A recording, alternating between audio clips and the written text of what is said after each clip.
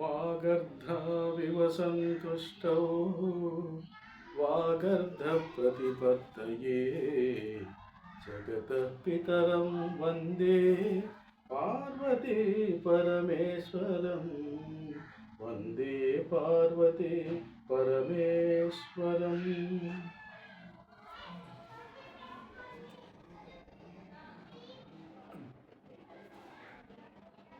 గత వీడియోలో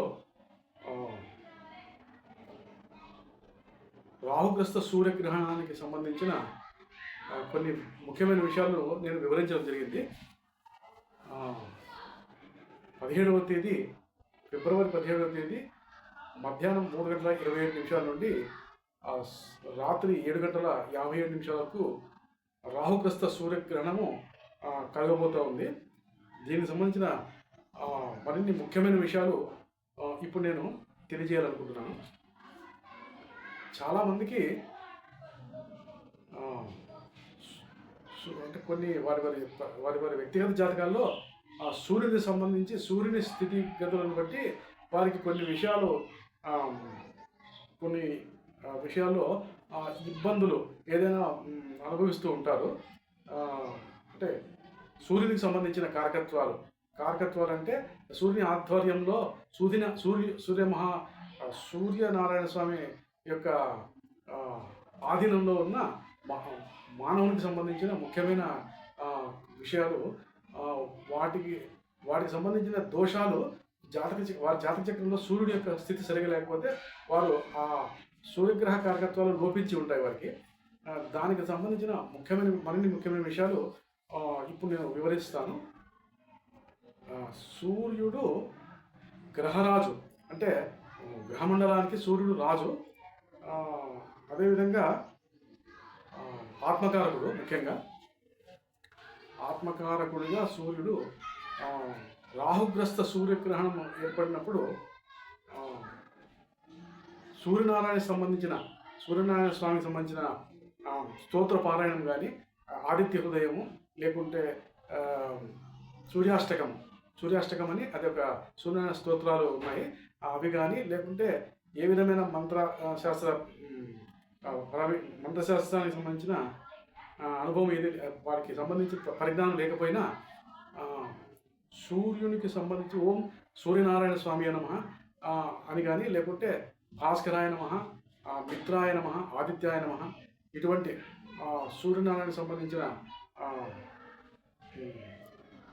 ఇటువంటి పేర్లను పఠించడం ద్వారా, లేకుంటే మననం చేయడం ద్వారా, వినడం ద్వారా కూడా గ్రహణ కాలంలో గ్రహణము ప్రారంభమైన సమయం నుంచి గ్రహణము అంత్యకాలం వరకు ఆ సమయంలో నేను చెప్పిన ఈ విధమైన స్తోత్ర పారాయణం కానీ, వారి ఇష్టదేవత ప్రార్థన ఏదైనా ఉన్నా చేసుకోవచ్చు. అటువంటివి చేయడం ద్వారా ఒకటికి మల్టిపుల్, అంటే మల్టిపుల్ టైమ్స్ కొన్ని వేల రెట్లు ఎక్కువ సార్లు వాటిని ధ్యానించినంత ఫలితం కలుగుతుందని మన జ్యోతిష్ శాస్త్రంలో మహర్షులు మనకు దానికి సంబంధించిన వివరాలను పురాణాల్లోనూ హిందూ మైథాలజీ ద్వారా తెలియజేయడం జరిగింది. కాబట్టి చాలా వరకు ఈ గ్రహణ సమయంలో వారి ఇష్టదేవత ఆరాధన కానీ, జపం చేయడం ద్వారా కానీ, లేకుంటే ఏదైనా చాంటింగ్ ఆఫ్ మంత్రాస్ అంటే మంత్రపఠనం ఏదైనా చేయడం కానీ, కనీసం వినడం ద్వారా అయినా కూడా వారు సూర్యనారాయణ స్వామికి సంబంధించిన వారి వ్యక్తిగత జాతక చక్రంలో సూర్యనారాయణ స్వామికి సంబంధించిన ఆయన స్థితి వ్యక్తిగత జాతక చక్రంలో సరిగా లేనప్పుడు దానికి సంబంధించిన దోషం ఏదైనా ఉంటే అది చాలా వరకు పరిహారం అయ్యే అవకాశం ఉంటుంది ఈ గ్రహణ సమయంలో ఈ విధమైన పరిహారాలు పాటించడం ద్వారా. అదేవిధంగా నేను చెప్పదలసిన ముఖ్యమైన విషయము,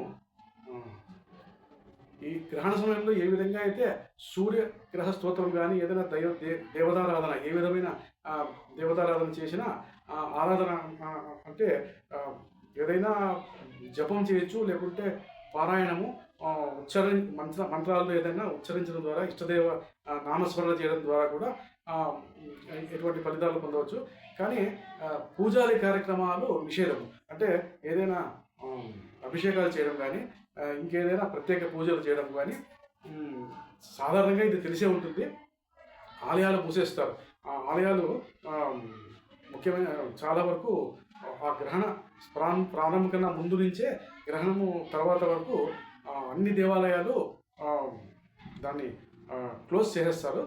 కానీ ఇక్కడ తెలుసుకోవాల్సిన విషయం ఏమంటే, మనము ఏదైనా జపం కానీ పారాయణం కానీ ఏదైనా స్తోత్ర పఠనం చేసినప్పుడు అది మల్టిపుల్ టైమ్స్, అంటే చాలా ఎక్కువ రెట్లు మనం చదివిన ఒక 2 సార్లు మనము ధ్యానం చేస్తే, 2 సార్లు జపం చేస్తే నామస్మరణ ఏదైనా ఉంటే భగవన్నామస్మరణ, దానికి కొన్ని వేల రెట్లు, వందల రెట్లు, ఎంతో చాలా ఎక్కువ రెట్లు చేసిన ఫలితము ఉంటుంది. ఇది మహర్షులు స్పష్టం చేశారు. అదేవిధంగా దీనికి ఈ గ్రహణ సమయంలో మనం చేసే కార్యక్రమం ఏదైనా మంత్రోచ్చారణ కానీ మంత్ర శ్రవణం అంటే వినడం ద్వారా ఏదైనా భగవద్గీత పారాయణం కానీ లేకుంటే ఏదైనా విష్ణు సహస్రనామం కానీ ఏ విధమైన మార్గం ఎంచుకున్నా కూడా ఏ విధంగా అయితే అవి మల్టిపుల్, అంటే ఎన్నో వందల వేల రెట్లు ఎక్కువ చదివిన ఫలితము పొందగలుగుతాము. అదేవిధంగా జాతక చక్రంలో, వ్యక్తిగత జాతక చక్రంలో రాహుగ్రహంతో సూర్యుడు కానీ చంద్రుడు కానీ రాహుకేతు గ్రహాలతో కలిసి ఉన్నప్పుడు వారు జన్మించడం జరిగి ఉంటే, అంటే ఏదైనా ఇలాంటి గ్రహణ సమయంలో వ్యక్తులు ఏదైనా మనిషి జన్మం జరిగి ఉంటే అటువంటి వారికి కూడా ఈ సూర్యుడికి సంబంధించి చంద్రుడికి సంబంధించిన దోషాలు 100 రెట్లు, కొన్ని వందల వేల రెట్లు, అంటే మల్టిపుల్ టైమ్స్. ఇప్పుడు రవి ఏదైనా నీచ స్థితిలో కానీ ఏదైనా సరైన స్థితిలో వారి వ్యక్తిగత జాతకంలో లేనప్పుడు అదే సమయంలో రాహుగ్రస్తుడు కానీ కేతుగ్రస్తుడు అయితే సూర్యుడు అప్పుడు సూర్యుడికి సంబంధించిన దోషాలు అంటే చాలా ఎక్కువ రెట్లు, దాని దోషము ప్రభావం కూడా గ్రహణం సమయంలో ఏ విధంగా అయితే మనం ఏదైనా పుణ్యకారాలు చేస్తే ఏదైనా జపం కానీ ధ్యానం కానీ చేస్తే ఏ విధంగా అయితే ఎక్కువ రెట్లు చదివిన ఫలితము పుణ్య ఫలితం కలుగుతుందో, అదేవిధంగా ఇబ్బందులు కష్ట నష్టాలు కూడా చాలా ఎక్కువ స్థాయిలో మనకు ఆ వ్యక్తులకు కలుగుతాయి. ఇది మనం గమనించాల్సిన విషయము. దాంతోపాటు కాబట్టి ఏదైనా రాహుకేతులకు సంబంధించిన సూర్యచంద్రులు మామూలుగా సూర్యచంద్రులను రాహుకేతువులు గ్రహిస్తూ ఉంటారు. దాన్ని గ్రహణం అంటారు. ఎందుకంటే దీనికి ఒక మూల కారణము అమృత మథనంలో, పాల సముద్ర మథనంలో, అంటే సముద్రంలో ఆ వాసుకి సర్పాన్ని దేవదానవులు ఒక తాడుగా చేసుకొని ఒక పర్వతం ఆధారంగా చేసుకొని ఆ పర్వతాన్ని చిలుకుతారు. వాసుకైన సర్పము ఆ పర్వతాన్ని చుట్టుకోవడం ద్వారా దాని ఇటువైపు రాక్షసులు అటువైపు దేవతలు ఆ సముద్రం మదనం అంటారు, అంటే చిలుకుతారు ఆ కొండను. కింద మహావిష్ణువు కూర్మ రూపంలో ఆ పర్వతం కింద సపోర్ట్ ఇస్తూ ఉంటాడు ఆ మహావిష్ణువు తాబేలు రూపంలో. కూర్మం అంటే తాబేలు. సో ఈ విధంగా జరిగిన సాగర మదనంలో అమృతం ఉద్భవిస్తుంది. అమృతము యథావిధిగా మహావిష్ణువు అమృతాన్ని దేవతలకు మొదట పంచుతూ వెళ్తాడు. అదే సమయంలో ఈ రాహువు వెళ్ళి దేవతల వరుసలో నిలబడడం జరుగుతుంది. కొంత అమృతము ఒక లిప్త కాలంలో అచేతనుడై మహావిష్ణువు కూడా గమనించి ఉండడు. మోహిని రూపంలో వెళ్ళి ఆ దేవతలకు ఈ నెక్టార్ అంటారు, అంటే అమృత భాండం తీసుకొని దేవతలకు మొదట పంచుకుంటూ వెళ్తుంటాడు. తర్వాత రాక్షసులకు పంచుదామని వారికి భ్రమ కలిగించి, ఈ లోపల సూర్యచంద్రులు ఈ విషయము రాహు ఈ దేవతల యొక్క వరుసలో వచ్చి నిలబడతాడు. ఈ విషయాన్ని సూర్యచంద్రులు ఇరువురు మహావిష్ణువుకు విన్నవించుకుంటారు.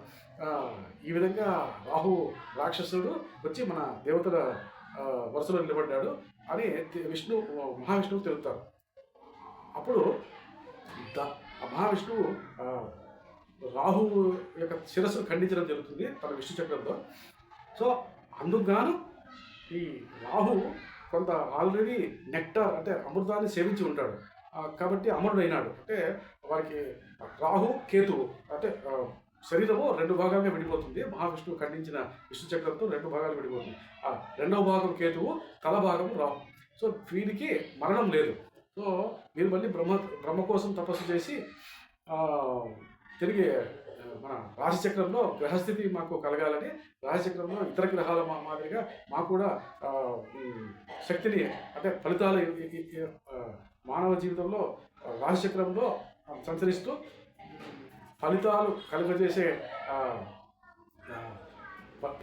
కలుగజేసే శక్తిని ఇవ్వాలని బ్రహ్మదేవుతో తపస్సు చేసి వరం పొందారు. తర్వాత ఎప్పుడైతే సూర్యుడు చంద్రుడు వారి వారి కక్షల్లో ఉంటూ భూమి చంద్రుడు చంద్రగ్రహణం సందర్భంలో కానీ సూర్యగ్రహణం సందర్భంలో కానీ రాహుకేతువులను ఇబ్బంది పెడుతూ ఉంటారు. ఈ రాహుకేతువులు సూర్యచంద్రులను గ్రహించడం ద్వారా ఇబ్బంది పెడుతూ ఉంటారు.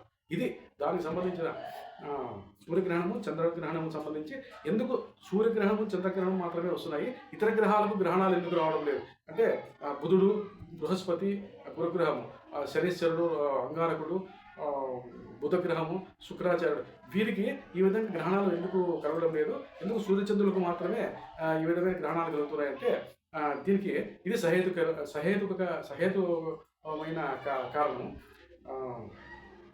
ఇప్పుడు సో అదేవిధంగా మనం ఏదైనా ఆదివారం రోజు ముఖ్యంగా మనకు బ్రిటిష్ వారు వెళుతూ కొన్ని మనకు అడ్మినిస్ట్రేటివ్ పరంగా అంటే పరిపాలన పరంగా కొన్ని వారికి స్పిరిచువాలిటీ గురించి తెలియదు.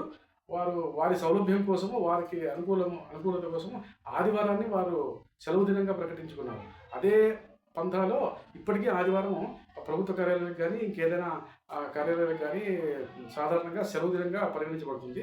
కానీ ఇటువంటి సూర్యగ్రహణం కానీ చంద్రగ్రహణం కానీ పర్వదినాల్లో అంటే రథసప్తమి రోజు కానీ ఇటువంటి రోజుల్లో ఏదైనా ఆదివారం వచ్చినప్పుడు చాలామంది సాధారణంగా పర్వదినాలుగా కూడా మామూలుగా కూడా ఆదివారాల్లో మద్యము, మాంసము, మైథునము ఈ మూడు విసర్జిస్తేనే మనం ఏదైనా సూర్యనారాయణకు సంబంధించిన జపతప హోమాలు ఏదైనా సూర్యనారాయణ స్వామికి ఏదైనా మనము పూజారి కార్యక్రమాలు చేస్తే వాటికి సంబంధించిన సత్ఫలితాలు పొందడానికి వీలుంటుంది. ఈ ఆదివారం రోజు మకారములు అంటారు, అంటే మద్యము, మాంసము, మైథునము ఈ మూడు విసర్జించి భక్తి శ్రద్ధలతో సూర్యనారాయణ స్వామికి ధ్యానం చేసిన, నమస్కారం చేసిన, ఈయనకు సూర్యనారాయణ స్వామికి ప్రత్యేకత ఏమంటే ఆయన నమస్కార ప్రియుడు. అది కాబట్టి ఈ విషయం బ్రిటిష్ కాలం నుంచి మనకు పరంపరగా వస్తుంది.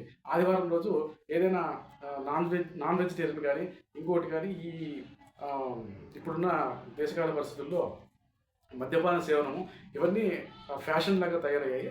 కానీ ఇటువంటివి కనీసము ఈ పర్వదినాల రోజైనా ఆదివారం వచ్చినప్పుడు వీటిని తీసుకోకపోవడం ద్వారా మన భగవంతుని కృపకు పాత్రులైతాము. కర్మసాక్షి అయిన సూర్యుడు వీటన్నిటిని గమనిస్తూ ఉంటాడు. సో ఈ విధమైన నిషేధము ఇటువంటివన్నీ మనము ఆదివారం రోజు మకారములు నేను ఇందాక చెప్పినట్టుగా వాటిని నిషేధించడం ద్వారా అంటే వాటిని తీసుకోకపోవడం ద్వారా చాలా పవిత్రతను పొందుతాము. తద్వారా మంచి ఫలితాలను సూర్యుడికి సంబంధించిన మంచి సత్ఫలితాలు పొందే అవకాశం ఉంటుంది. దీనికి సంబంధించి ఒక చిన్న ఉదాహరణ, సత్రాజిత్తు అని ఒక మహారాజు ఉండేవాడు. సత్రాజిత్తు మహారాజు ద్వాపరయుగంలో సూర్యుని కోసం ఆయన ఎంతో సూర్యదేవారాధన చేసి సూర్యదేవునికి కొన్ని సంవత్సరాల పాటు ఆరాధన చేసి అంటే ఆదిత్య హృదయ పారాయణం కానీ ఇంకేదైనా సూర్య నమస్కారాలు చేయడం ద్వారా సూర్యనారాయణ స్వామి అనుగ్రహానికి పాత్రుడై సమంతకమణిని పొందగలిగాడు. సమంతకమణి అంటే ఒక మహా విశేషమైన మణి అది. ప్రతిరోజు దానికి పూజారి కార్యక్రమాలు చేస్తే ప్రతిరోజు ఎన్నో బారుల బంగారాన్ని అది సమంతకమణి ఎన్నో బారువుల బంగారాన్ని రోజు ఇన్ని బారువులు అంటే మనకి ఇప్పుడు దాని మెజర్మెంట్ మనకు కరెక్ట్గా తెలియకపోవచ్చు, కానీ చాలా బంగారాన్ని అది ప్రొడ్యూస్ చేస్తుంది. అంటే అది ఆ మణి నుంచి బంగారం ఉద్భవించి ఆ మహారాజు చాలా కీర్తి ప్రతిష్టలు ధనవంతుడు కాగలిగాడు. ఎన్నో అనుకూలతలు కలిగినాయి సత్రాజిత్ మహారాజు. దానికి సంబంధించి కథ ఉంది, పురాణాలకు సంబంధించింది. ద్వాపరయుగంలో జరిగింది.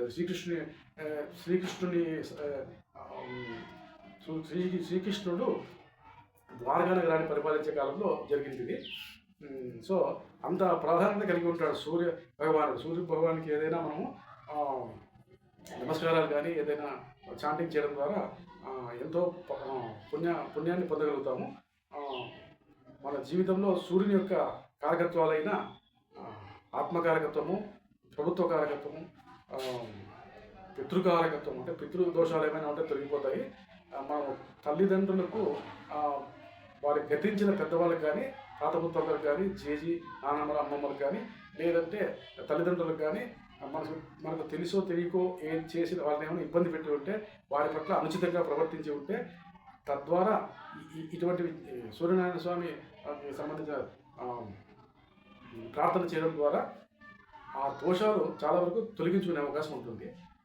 ఇది గ్రహణ సమయంలో సూర్యనారాయణ స్వామికి చేయాల్సిన ముఖ్యమైన విధి విధానాలు.